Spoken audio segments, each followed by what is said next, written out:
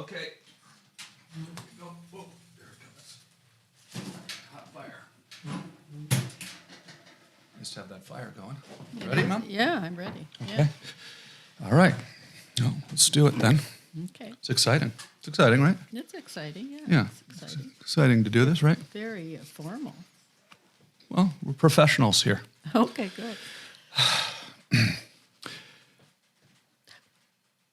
What? This What? is funny. I'm a professional person. Okay, good. Go for it. What? What? Hello and welcome to another episode of the Tom Green Podcast. As promised, we have a very exciting special guest here today, my mom, Mary Jane Green. Mom, how are you? I'm good. How are you? Mary Jane Green, you're known around the world for being the unwitting participant, unwilling participant? Both, I'd say, Yeah. What does unwitting mean? without kind of knowledge of what was going to Okay, so that's what I meant to say. Okay. Yeah. Of some of my pranks, often referred to as my long-suffering parents. Yes, Do you feel that? Do you feel you've been suffering? No. No. I think back in the day, maybe a little bit, because we often didn't get enough night's sleep. Yeah. You were suffering from Lack of sleep deprivation. to wake you up in the middle of the night and pull pranks on you back in the day. That's right.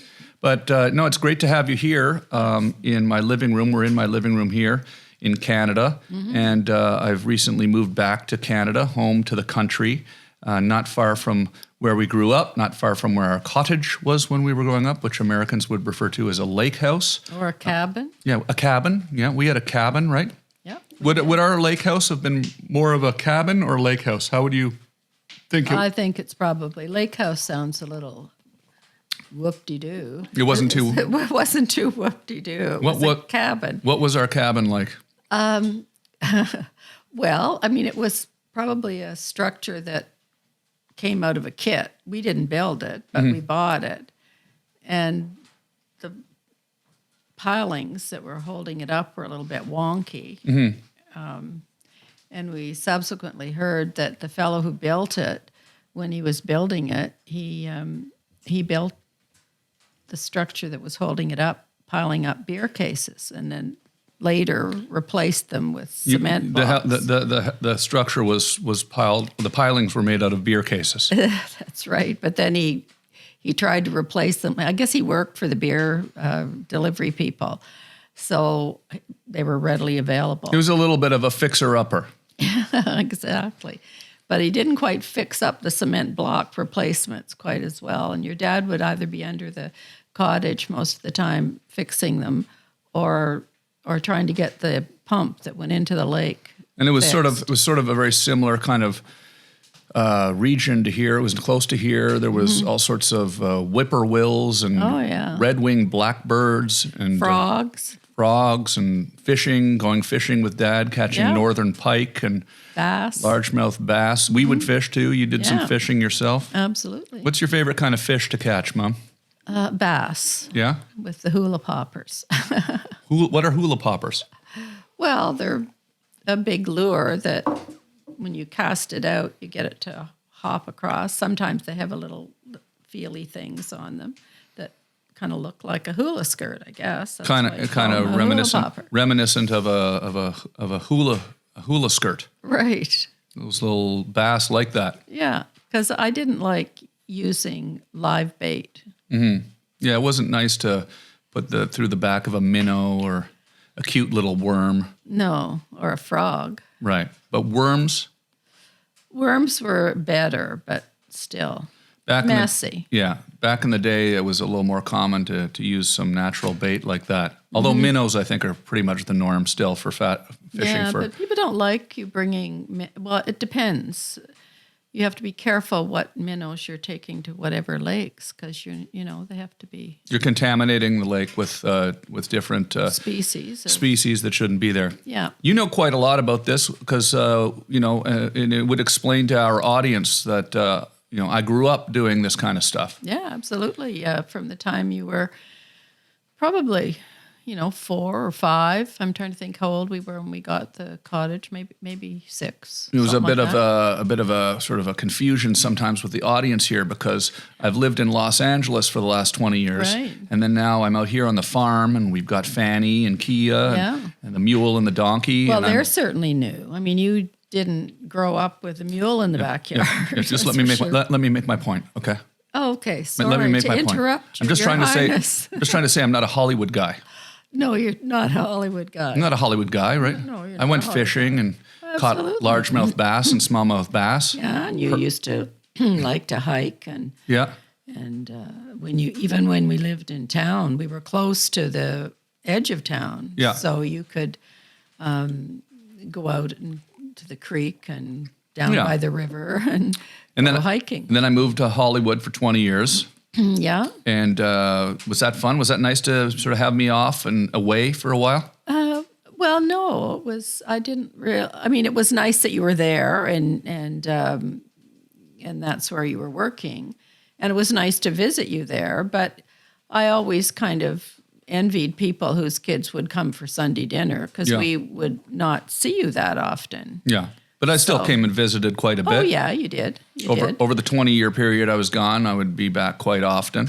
Usually, we were back in the summer often, and, There was and Christmas. There was even from time to time. quite a long period of time where I actually owned a condominium in Ottawa. Yes, you did. In the city of Yeah. Ottawa. Yeah, I was just talking about that, about some of the paintings you have here you got when you were in your condo. Yeah, so I never Yeah. fully left Canada. No, you didn't. Just- You maintained a footprint. Gone for long stretches of time, touring the world. Yes, you did. And You were what- all over, and you went on the USO tours and the Canadian tour to Afghanistan. Afghanistan And Iraq. and Serbia, weren't you? Or where? Kosovo, Iraq, Yeah, Djibouti, Africa, yeah, all over the place. Uh, It's been quite the adventure, hasn't it?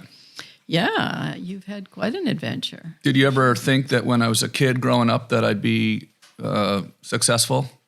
Well, you had a lot of energy, so it had to go somewhere. Do you think I'm successful now? Yeah, absolutely. Look at this lovely place you have. How many people do you know that? Are you proud of me? Mummy's proud. You proud? Oh, Mummy's Okay, good. proud. So there's nothing to be ashamed of, right? No, absolutely not. Sometimes there's I try not to get too bogged down in the comments, but sometimes people will make comments even in person. They'll say, "Oh, your parents they must have really, had a tough time with you." Then, Well, they were right. yeah.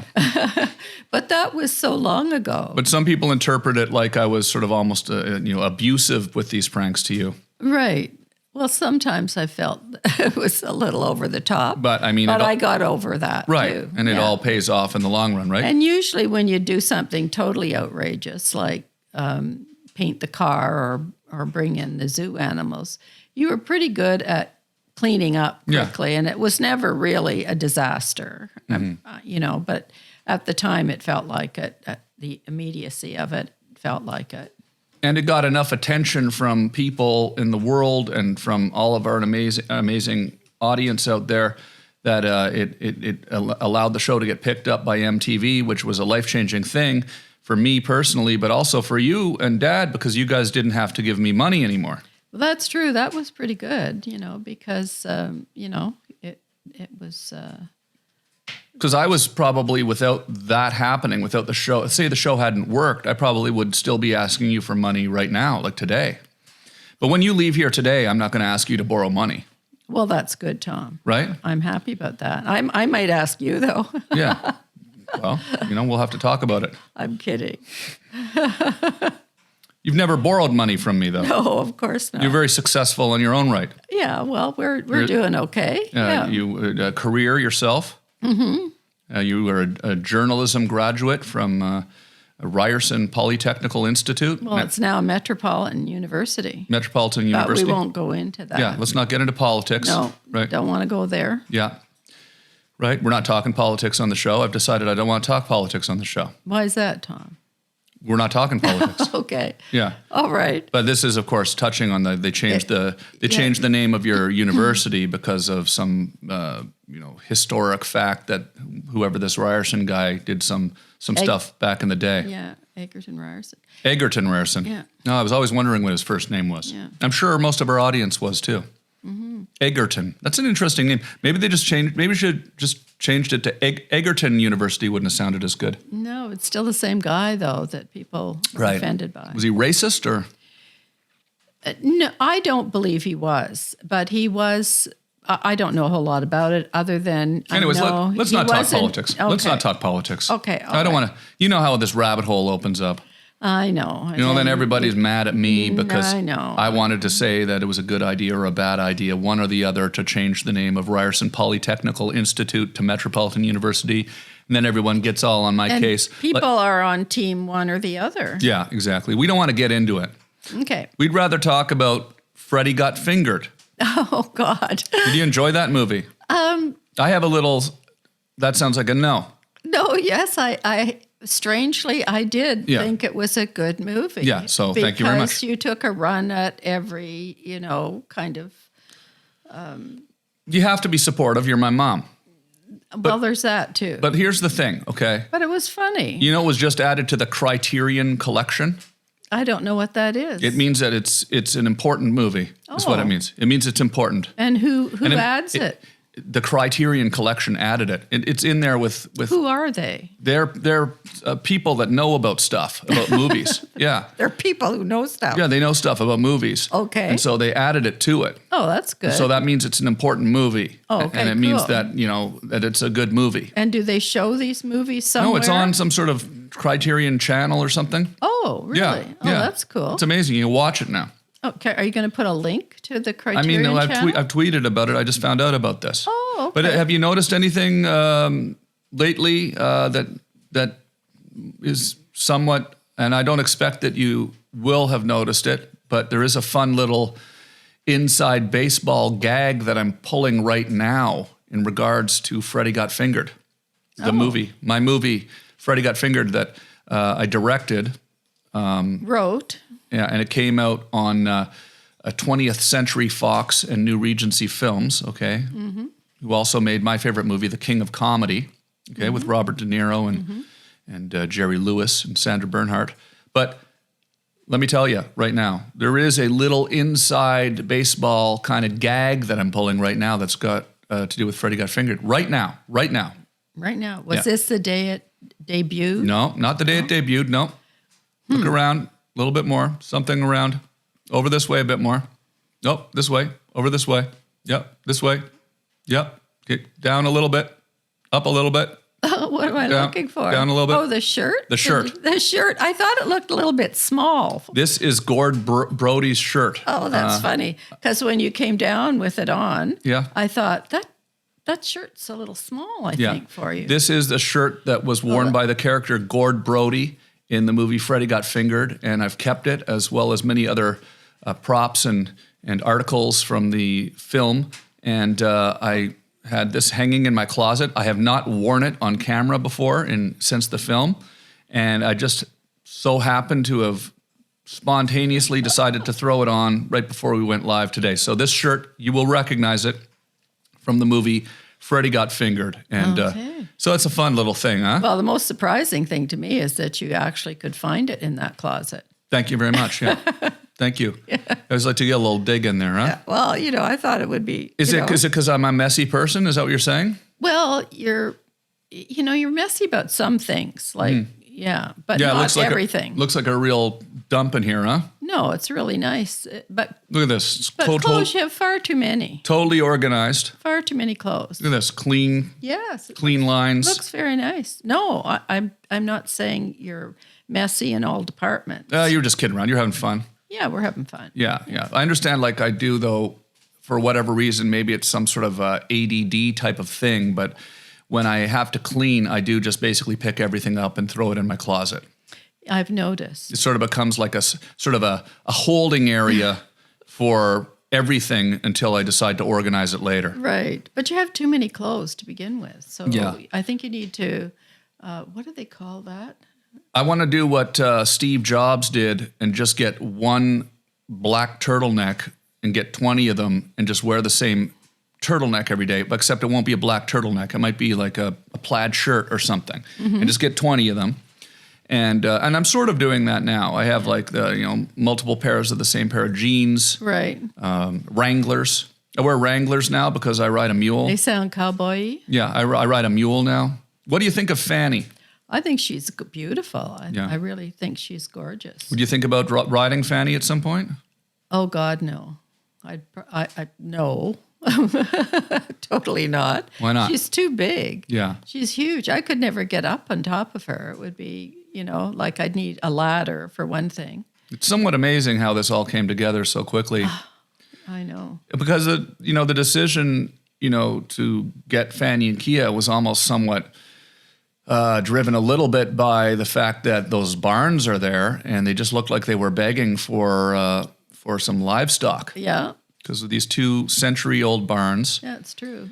And I don't know. Maybe you'd get cows or something, but then you didn't. You'd have to milk them. Cows, like multiple cows? Well, I don't know. It looked like that little barn, or Try to lean in a little closer to the mic. I call it the little barn, Yeah, but it's really not little. But it looks like there were maybe cows in that barn. You've been broadcasting for a long time. You know a little bit about mic placement, signal to noise ratio. I have not been broadcasting for You've been broadcasting. You've been broadcasting since the 90s when we were on MTV. You've been on television. You've been on Oprah. You've been on Saturday Night Live. Yeah, but I haven't been in a podcast like this with a big microphone and a headset. You've been on Saturday Night Live. You've been on Oprah. Oh, I know.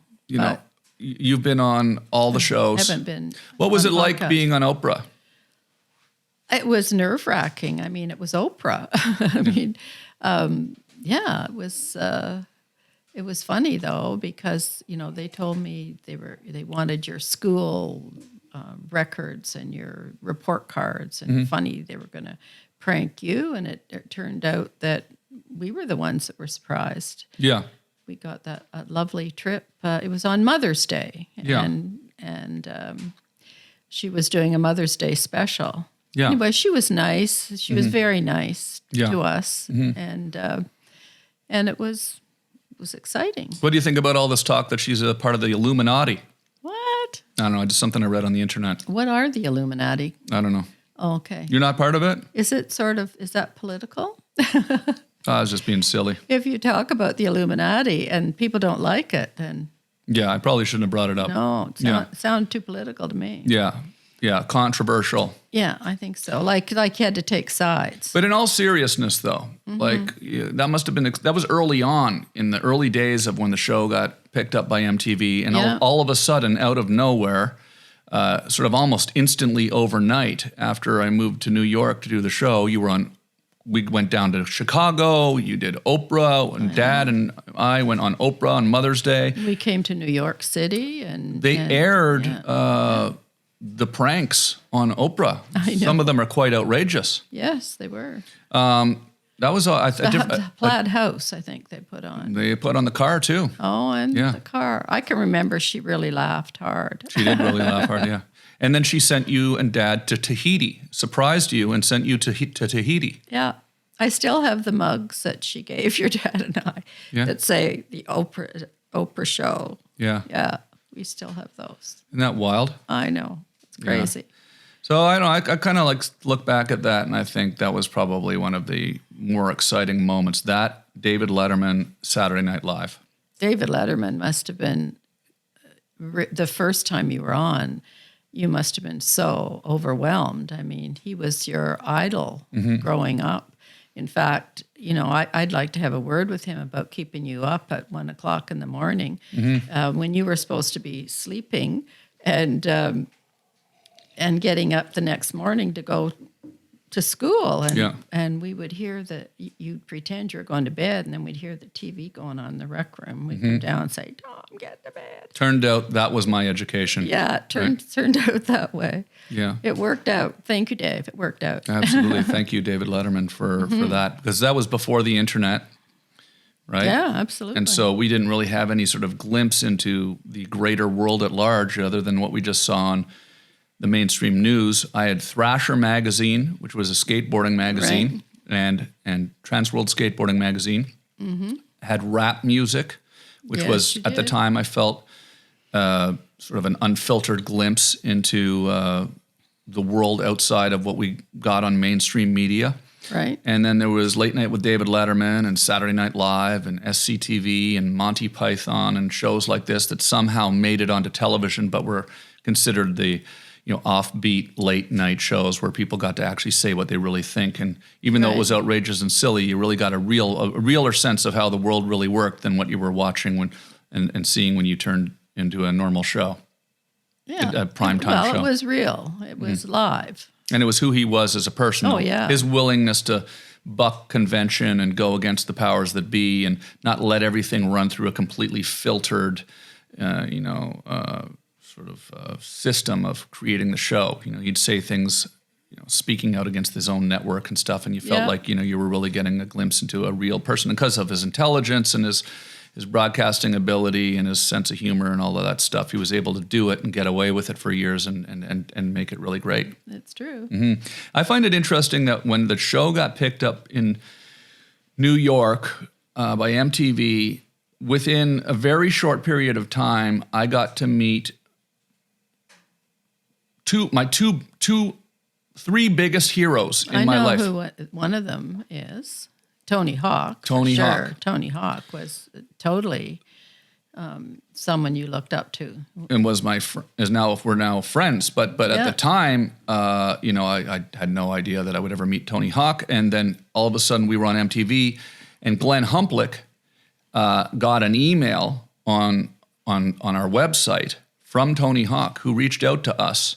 And this was very early on at the beginning of the show. I couldn't believe it. He said he was coming to New York. Well, I couldn't believe it. So we arranged for me to meet. Tony Hawk was going to come to the studio. Mm-hmm. And then I said, I'd like to meet you at your hotel with my skateboard. And can we skateboard to the studio? And we didn't even film that part. Oh, wow. Like I just wanted to meet him and skateboard with him through New York, like in this famous skateboarding movie called Back to the Future? Future Primitive, which was the first... second big Powell Peralta video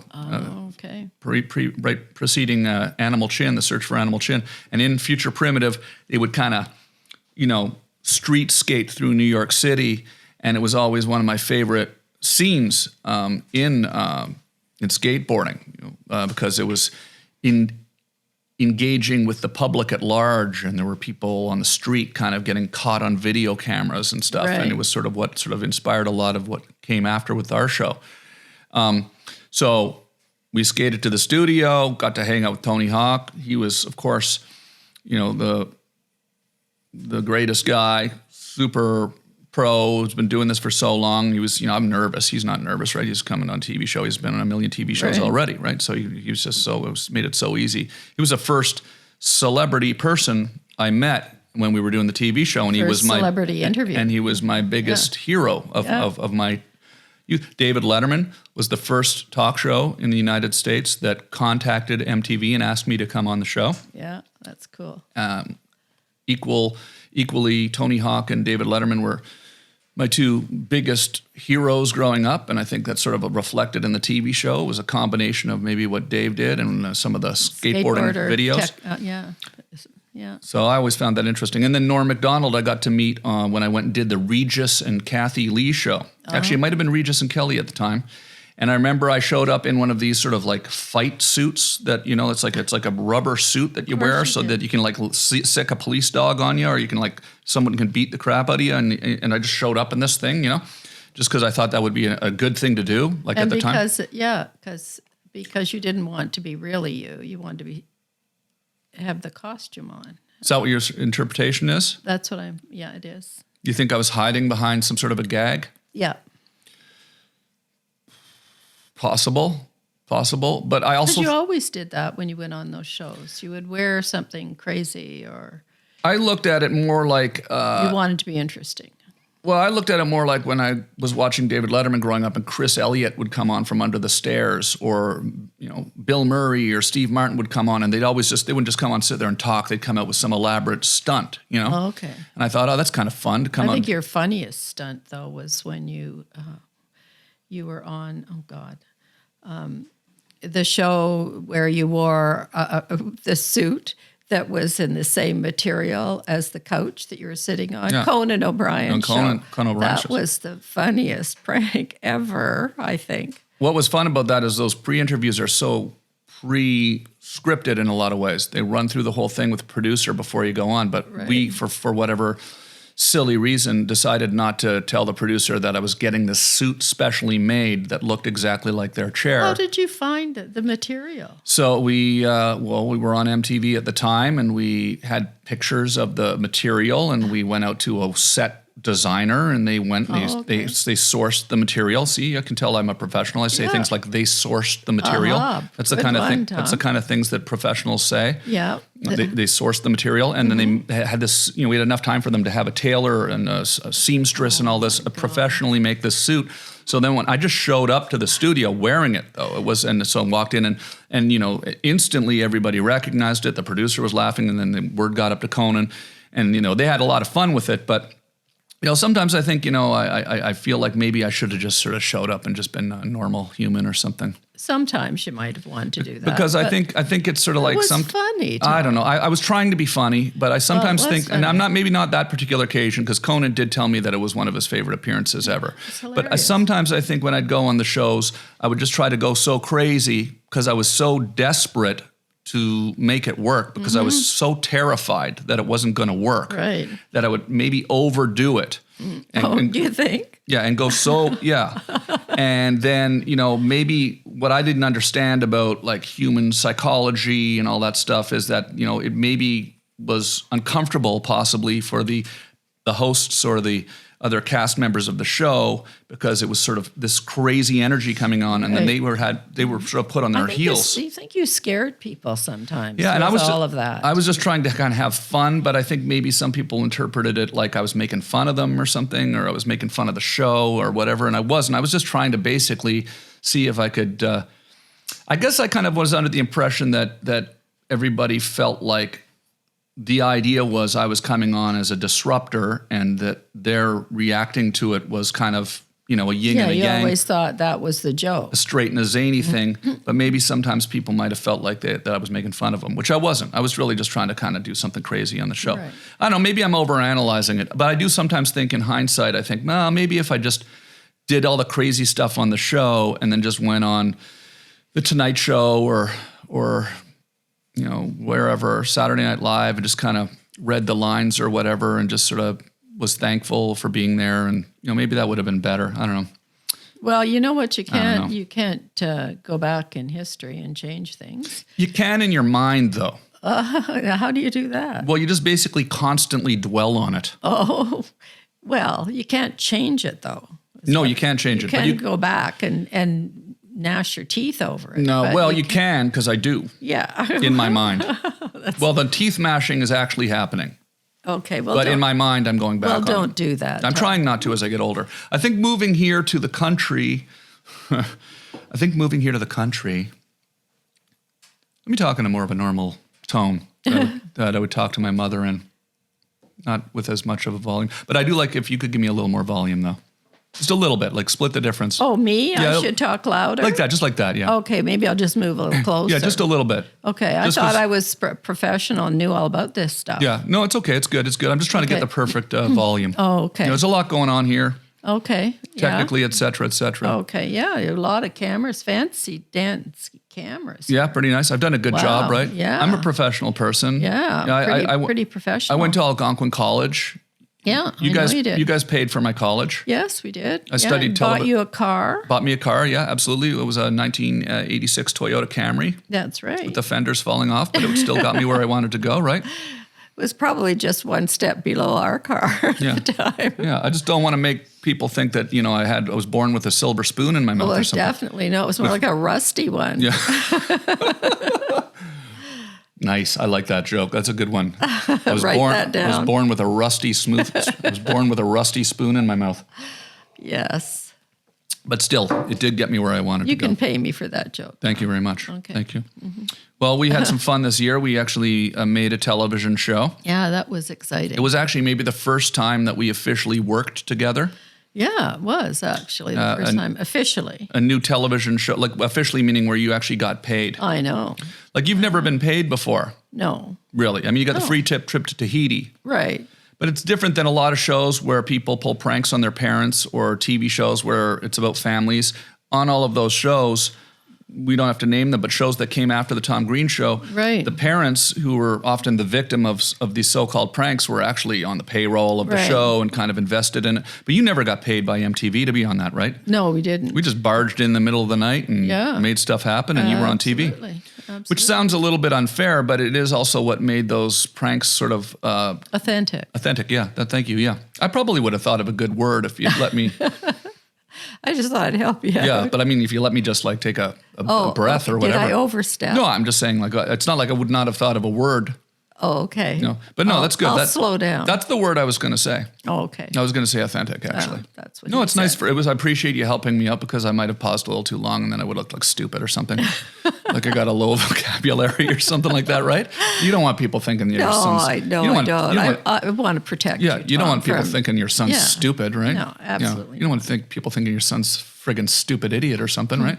You can't even think of the word authentic, like some friggin' idiot or something, right? I think I need a drink of water. Yeah. Okay, I'll go get you one. Yeah. Okay. Can you just count to 100? I'll be right back. Okay. 1 second. I'll just go get one. Okay. Thank you. Here's your glass of water. I mean, when you go on Joe Rogan, you do shots. What's with water? Yeah, well, it's just kind of that was fun, though. We'll wait for me to come back. 1 second. Okay. Nice to be able to just get water directly out of the well here, isn't it? It is. Cheers. Cheers. Yeah, I'm able to, because we're out in the country, so we're not on grid here, in the water grid at least. And so isn't that interesting? You've, of course, been familiar with having a well. You live in the country as well. Yeah. And have always had these types of things in your life. A well, what is that like, having a well? You never run out of water. No, you don't. And the water's usually quite clear and good. I mean, it doesn't have all sorts of chemicals and water treatment. Mm-hmm. Although we did get it attached to the water softener just so that. Try to focus on the microphone. Oh, we did. Just sort of see where it is in front of you. Okay, we did get a water softener. Yeah. But other than that, it's nice, clean I'm a stickler for good audio, but just listen in here. See, when you're facing it, it sounds a little bit more full. Okay. Sorry, I kind of wander off and think. It's no problem. Don't do that. Just don't do that. Just don't do it. Okay. Yeah. I'll try. No, it's okay. I don't want to be like all crazy or whatever. Okay, I'll try to do better. Well, of course, you could give me a mic that's attached to my shirt. No, this is a podcast. Oh, it's so different. you have to have these. You know this is a podcast, right? Yes, I do. It looks like old school radio. It sounds better too, though. Yeah, these kinds of. I can hear it in my ears. Yeah, hear how when I decide to talk like this, it sounds more like a radio show. You can also talk with a deeper tone and get a little and go if you want to go. What you really want to do, and I do this a lot in stand-up comedy, is as you get closer to the microphone. Okay, I'm going to move my head here, so I'm going to just get our AI camera to follow me. But as you get closer to the microphone, you can speak lower. And then you can get into here like this, and now you don't talk as loud. The closer. It was a dark and stormy night. Exactly. That's it's funny. Theater of the mind, right? Yeah. And then if you speak a little louder, you back off of it, and you can sort of, once you really get good at it, you can kind of learn to control your own volumes, and you can also do some different mood-changing things with it as you move closer and further from the microphone. So on my stand-up comedy show, if I'm going to scream, I can pull the microphone out further from my head. Do you enjoy coming to my stand-up shows? Yeah, I haven't been to one lately, though. Yeah. But I'm looking forward to your show at the National Arts Center coming up in May. That's going to be exciting. Isn't that something? The National Arts Center. I know. Who'd have thunk it, eh? Yeah, unbelievable. Yeah. I'm performing at the National Arts Center, Canada's most prestigious performing arts venue in the nation's capital. And Ottawa. Ottawa, yes, that's right. That's the nation's capital here. Mm-hmm. Ottawa, Canada, our hometown, and it's really exciting. The tickets just went on sale this week, and it just was honestly kind of decided upon quite recently because I'm shooting this special for Amazon Prime, right? And I'm going on tour next month. We'll be all over the United States and Canada doing shows. Yeah. You're going to be in Michigan. We have friends that live in Michigan. Yeah, we'll be but they're going to be in Arizona at the time, which is are you Michigan, going to Pennsylvania. We're going to Indiana. We're going to Kentucky. We're going to New York State. All over. You can check out the show times on the website.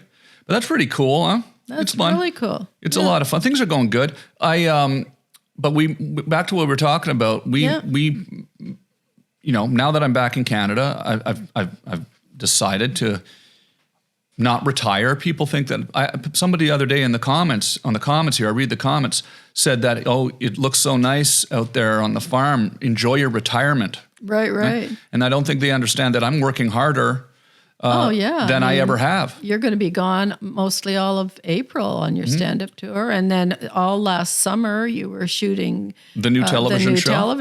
We won't say the title of it yet. We haven't announced it yet. I've slipped in some hints here a few times on the show, but it's going to be on Amazon Prime as well, and I'm producing it and directing it. And you were a producer on the show. I was, and story editor, or writer, or whatever you want to call it. Yeah, story editor and an associate producer. It's a documentary, so I mean, you came in and helped us organize the ideas and figure out what it was that we were going to do. Right? I did. Yeah.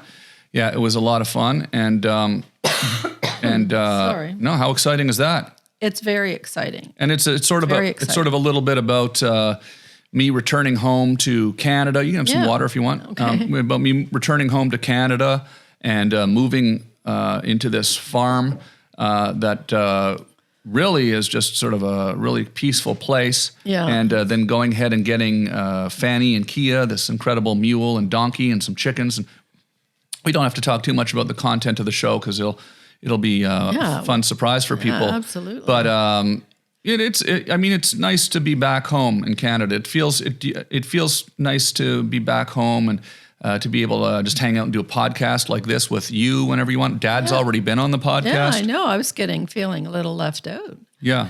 Not really. Did you watch the episode with Dad? I did. Yeah. That was in the barn, of course. Yeah, it was. I'm glad we're in here. It's a little cold out there now. We're going to be moving back out into the barn soon, though, because it's been an unseasonably warm winter.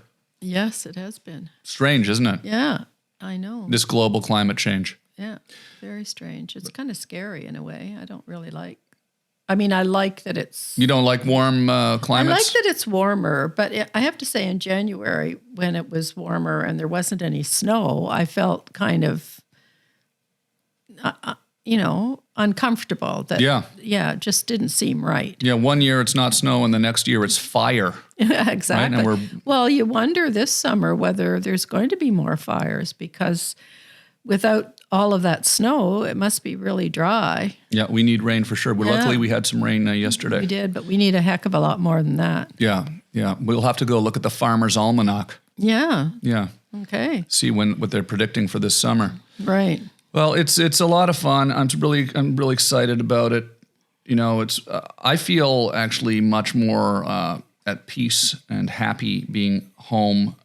Getting outside in nature every day is one thing. Being closer to you and Dad and Joe is the main thing. And also it's just been nice to be able to focus on. I think more on things that I love doing with my creative life here. And I find in Los Angeles, you would get dragged into all of these different sort of, down these rabbit holes just because there were so many, rabbit holes to be dragged down that you would sort of get distracted from what it was that you really wanted to be doing. Yeah. So, but you used to like going to the Comedy Store and I love that. I love that. Doing that. Yeah. And and I'll go back there for sure. Yeah. I just had a great time at the Comedy Mothership at Joe Rogan's club and did Joe's show. You watched that. It was so much fun. We did, for sure. It was long, but it was really interesting. Absolutely. Yeah. And this broadcast today will probably be about 3 hours long as well. So we're really? just sort of rounding the first sort of, corner here, but do we get to eat? Well, yeah, no, I don't. I'm just I don't think we will do a 3 hour broadcast. No, thank God. No, but I mean, how boring might we become? What was it like when I hosted Saturday Night Live and you and Dad came on the show? Did you enjoy that? Was that intimidating or exciting? That was intimidating. You came out on stage on Saturday Night Live. I know. That was intimidating. I have to say, that was weird.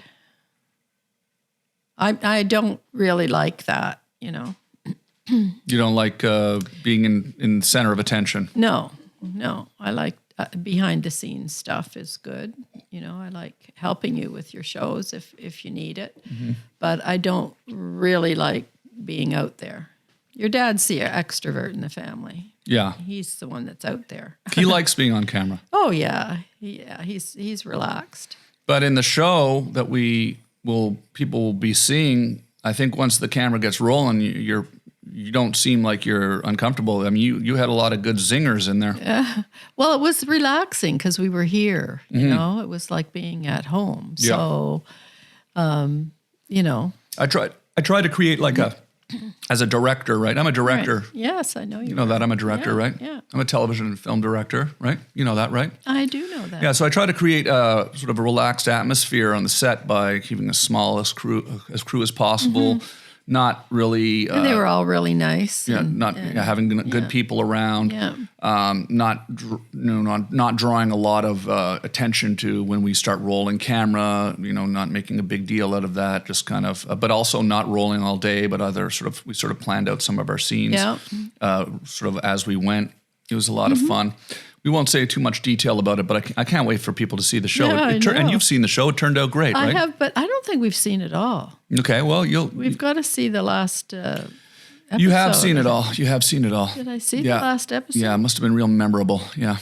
Huh. Remember we sat upstairs with Dad and but Joe? I didn't think we saw the last. No, we watched the rough cuts early on, and then at the end we had another over the Christmas. We sat down, we watched them all, and at the end, It's probably too much eggnog. yeah, you like to drink alcohol, right? Sure, Yeah. What's your favorite drink you like to drink? wine, red Yeah. wine. Big wine drinker. I'm not a big wine. Well, yeah, I guess I probably am. You are, yeah. What about you? I'm trying to quit drinking. Oh, good. I haven't had a drink in 4 days. Yeah. What a record. Yeah. So that's pretty good. Yeah. You ever done that?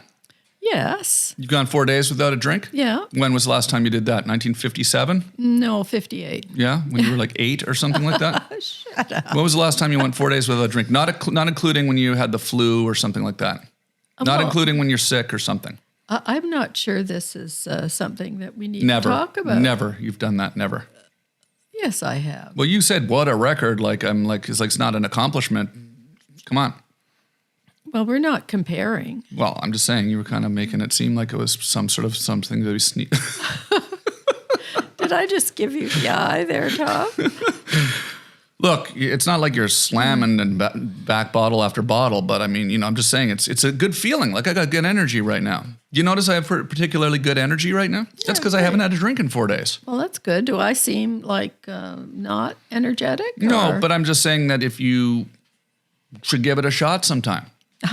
so to speak. No, it's kind of neat. Like you get kind of like a different kind of, I feel a little more positive. Oh, okay. Well, that's good. Which is important, I think. I want to get healthy. I'm out here now on the farm. I'm out there. Well, you have to be. You have to get up early and we got a lot of work to do with all of the various things we're doing Did you cut here. the asparagus down? The asparagus? Yeah. What did you call it? An The asparagus? asparagus. Yeah. Let's not talk about that because Okay. let's keep that some of that stuff private. Why is asparagus private? Well, it's part of the show, Well, not really. It Well, was in the fall. There's that funny scene when we get in that conversation about asparagus on the show. Oh, I forgot. I didn't realize. yeah, I was just yeah. thinking about. Show's real memorable. You've watched it 3 times. No, but I just don't want to repeat the things, right? Because people are going to be. Okay. You don't want them to tune into this brand new show that's all exciting, and then they've heard it all before. Oh, okay. The big asparagus gag. No, I was just talking about in the fall. You're supposed to cut it back. Just let's move on All right. from the asparagus thing. Okay. What do you want to talk about? Well, no, I don't know. But you do help out a lot in the garden, and I Yeah. do enjoy that. It's fun gardening here. I'm enjoying it. No. Oh, good.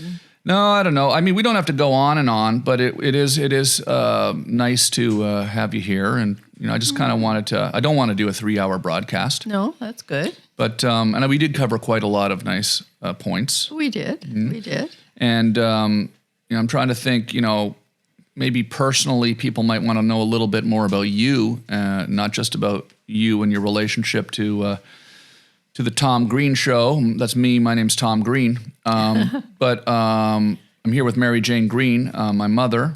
And but like you studied journalism. I did. Did you want to become a journalist when you studied journalism? Well, I sort of did, I guess, but then I didn't. I ended up, though, doing a lot of writing communications for an insurance company, their head office, and so I did sort of employee communications and wrote the annual report and that kind of stuff. But then I went and worked for the government, for Health Canada. I remember similar stuff. I remember when you worked for that insurance company, big insurance company. We could probably say which one. Metropolitan Life. Metropolitan Life. We can get a plug in there for Metropolitan Life. What's They're up? not in Canada anymore. But, oh, really? Yeah. You still have a policy with Metropolitan Life? Or? No, I don't. Yeah. No, I don't. So anyways, what was great was, you had access to computers and things that were new at the time to put together this annual report and this weekly report or monthly report.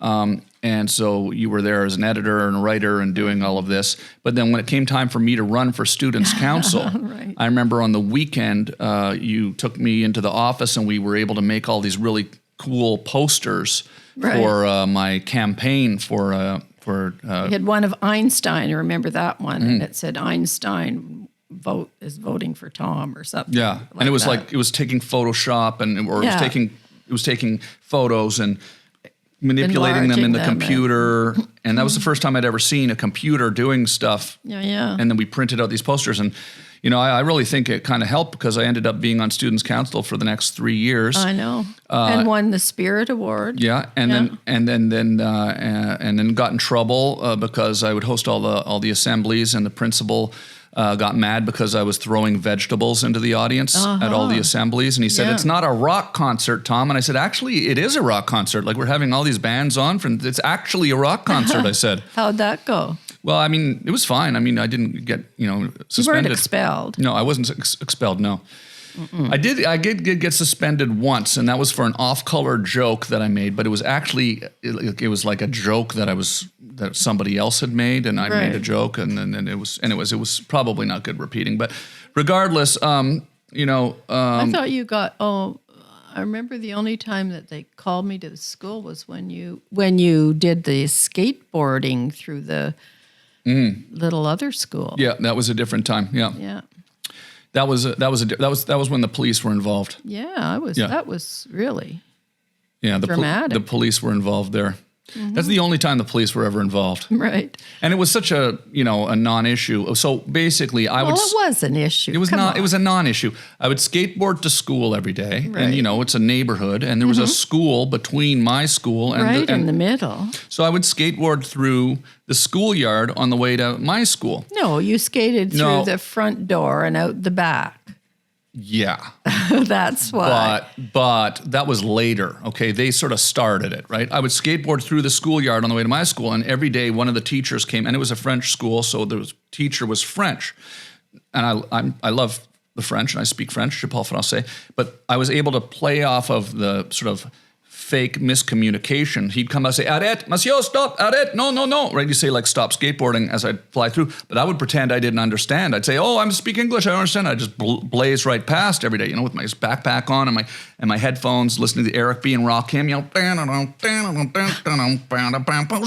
monsieur, arrête, monsieur, no, no, no." I'd be like, "Je ne comprends pas," I'd say, and that doesn't make any sense because I responded in French. But anyways, I did do that actually. I'd say, "Je ne comprends pas," which is hilarious, right? Because I'm responding in French. But anyways, that happened multiple days, and it got escalated. The guy would be waiting for me now, and I'd have to try to skate through. And it sort of became a funny escalation to the point where then one day I just thought, this is too funny. I'm just going to skate right through the school itself. So I went through the front door of the school, skated right through the school down the straight hallway, then came out and continued. And then the cops showed up at Colonel By Secondary School, Colonel By High School, and pulled me out of class and gave me a ticket or something. And I was charged with trespassing or something. Yeah. And then remember. And it was and I was able to plead guilty, innocent, or guilty with an explanation. And so then that's how nice Canada is, right? I was able to plead guilty with an explanation. So then you and I went down to the courthouse. I pleaded guilty with an explanation to skateboarding through the school. And then the judge came in and it was like sort of a closed door thing and sat with you and I. And I think that I got it expunged from my record. Yes, I think you did. Yeah, they understood. I was so upset then that, my goodness, what has become of us? Yeah, that was my one brush with the law, really. One brush with the law, that we know of. I wasn't arrested, though. No, you weren't. They didn't put me in handcuffs or anything. No. They just gave me a ticket. Okay, but still. I've never been arrested. We don't recommend that people do this. Yeah. Have you been arrested before? Ever. Really?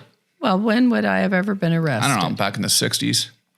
No. I thought everybody was getting arrested back then. No. You never went and protested anything? Not really. You just didn't care? Yeah, well, Canadians didn't really protest things in the 60s. We didn't care about anything. Yeah. I mean, we were involved in the Vietnam War. Yeah, that's right. So, I mean, that's... Well, we were sort of involved. Dad went to Vietnam. Well, that was at the end of the war. Yeah. He was there with the supervisory force to supervise the withdrawal of the American troops from South Vietnam. But before that, we weren't really. Think Dad was a good supervisor when he was supervising the end of the Vietnam War? Yeah, I'm sure he was. Absolutely. I think he was too. Well, listen, I've never been arrested. You've never been arrested. Dad, has he ever been arrested? Not that I know of. Oh, wow. Has he? I've never asked that question before. Well, you ask him. I saw an interesting pause there for a second. I think maybe. Wow. I don't know if he was arrested. I think he might when he was a teenager. Oh, that is nice. Was this something to do with? I don't know if he was arrested. Oh, I know this story. Yeah, Was this when they snuck into Old Fort Henry? No. No. Okay. I don't know. Oh, okay. What was he arrested for? I think he might have been drinking underage. Oh, okay. And he was actually with my cousin Rodney. That I didn't even know your dad then. What? I know. When he lived in Kingston. Dad's not your cousin, is he? No. He was with my cousin. Okay, that would be a real breaking news. No kidding.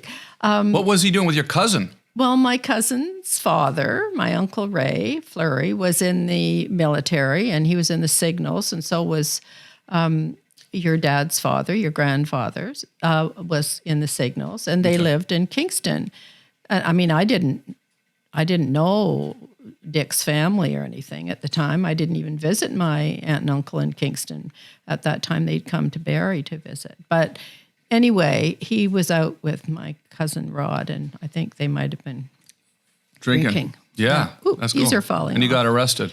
Well, I don't think he got arrested. I think they just took him down to the The station. jail and called his parents. They rough him up a little bit, beat the crap out of him. No, it was this kinder, gentler time. So when did you find out that Dad had gotten arrested drinking with your cousin? Like, did you not find that out until after you were married? Well, probably it sort of came up when we talked about, you knew my cousin Rod. Oh, isn't that interesting? Probably after we got married. It makes Canada seem like such a small place. Well, it is kind of, Well, it's large. Well, the military is, and at that time it was smaller, for sure. Yeah. What's it like living on a military base? It's very nice. I mean, I always enjoyed living in Saint Hubert and Petawawa. It was good. I mean, you had, because you were in the military and because everybody moved a lot, you would have a built-in group of, friends immediately because everybody was in the same boat, either packing up or arriving or whatever and, getting their kids in schools and all of that. So you'd meet people and you'd meet them at the mess or wherever. So you met people fairly quickly. Dad was a tank commander. Mm-hmm. And it was probably a raging kind of party sort of atmosphere back in the day because you guys were young and then you'd probably go out and drinking and stuff and everybody get in trouble and everything. No, we didn't get into trouble. No? Really? It wasn't kind of like the raging kind of 70s, everyone just being nuts and crazy? No. Really? Well, no, because, I mean, I had you in 71. Yeah, so the 60s then was the wild time, I guess. Yeah. What was some of your favorite music in the 60s? Did you like the Beatles? Well, they were sort of became popular around 63, I think, 1963. And Where were you? I think were you I in high was- school then? You were in your last year of high school in '63. yeah, I was. Thank you very much. And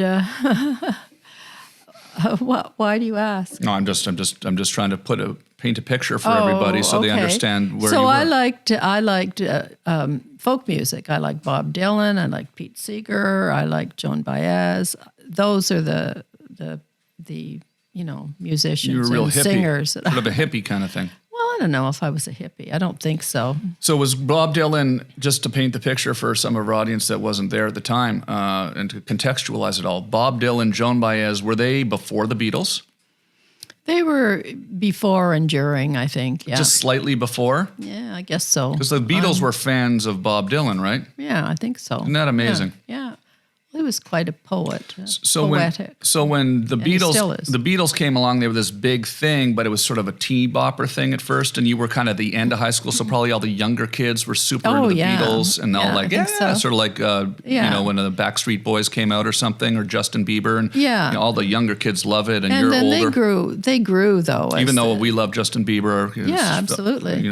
But then they grew as they got older. I mean, they started out as kind of one of those.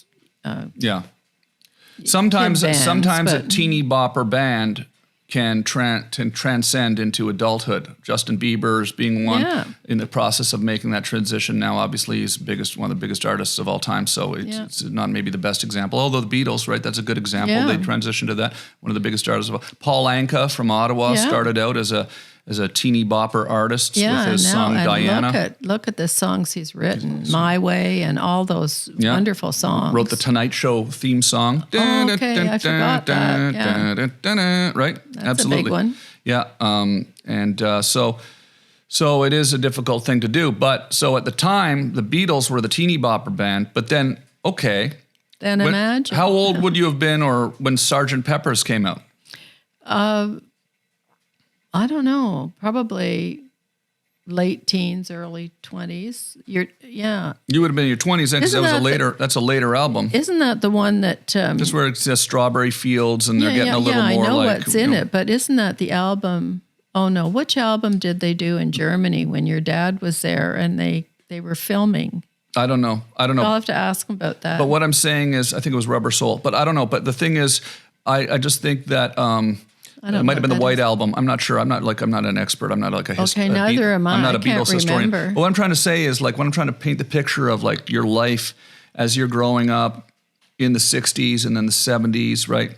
The 70s were the dead year for music, because you're busy with kids, Right. So would Sgt. Pepper's have come out at the end of the 60s? I'm not a Beatles historian. I think. 69 or something like that? Google it. If I had my phone, I'd Google. We don't do that. No, okay. We don't do that here. Yeah, probably.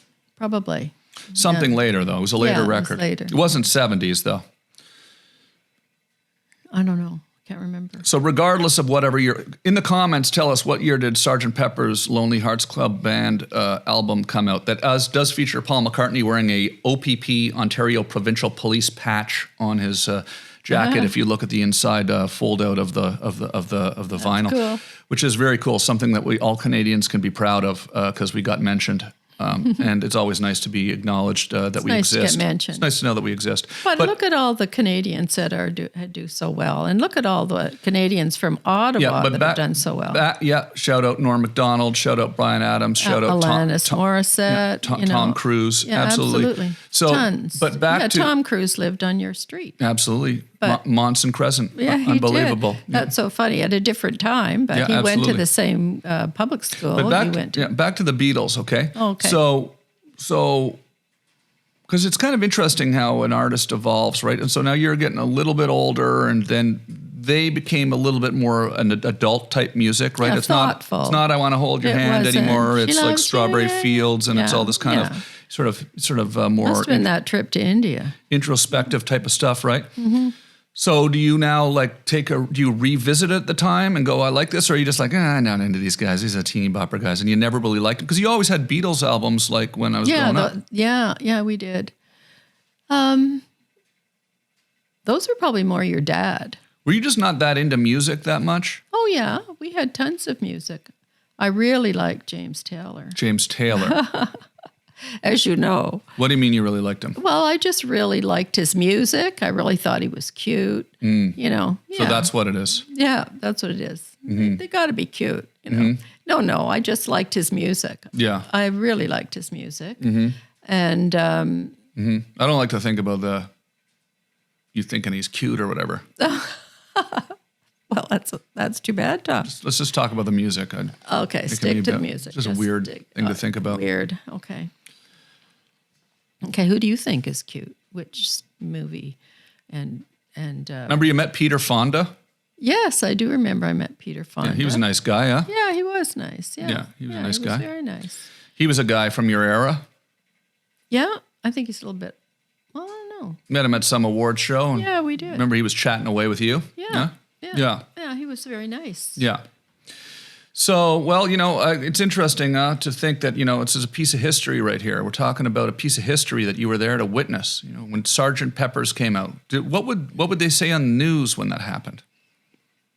Well, Was everybody lots talking about it news. nonstop, talking about the Beatles everywhere? Oh, yeah. Just Totally, constantly. Totally. Yeah, they were a huge phenomenon. You know that. It just never ended. They just kept going. Yeah. Yeah. Yeah. Yeah.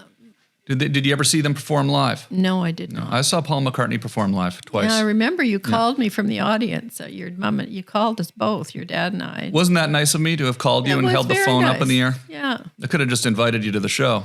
Well, you were in Los Angeles. Yeah. We were in Still. Ottawa. Still. It'd be a little tricky. Well, we'll do it someday. We'll go see Paul McCartney. He's going to be going for another 20 years, I'm sure. Right. Probably. Well, this has been a lot of fun, Mom. Thank you so much. I appreciate You're it. welcome. We're going to do this again. Okay. Because I'd like to do an episode with you and Dad as well at the Okay. same time. Because we have essentially launched the podcast. This is no longer a test, okay? This is an official episode of the Tom Green podcast. Exciting. And it's very exciting. And we're going to be doing more stuff like this and a lot more video updates from the farm. But it's great to be back in Canada, and it's great to be close to home. And it's great to have you back, Tom. we're going to have a lot more good times broadcasting here from the farm. So thanks, Mom. Appreciate it. You're welcome. Thank it was you. fun. Okay, we'll see you in a minute. Okay. Okay. I'm going to just do the final All right. wrap up Wrap here up. with the audience. Okay. Thank you very much for watching, and we'll see you next time.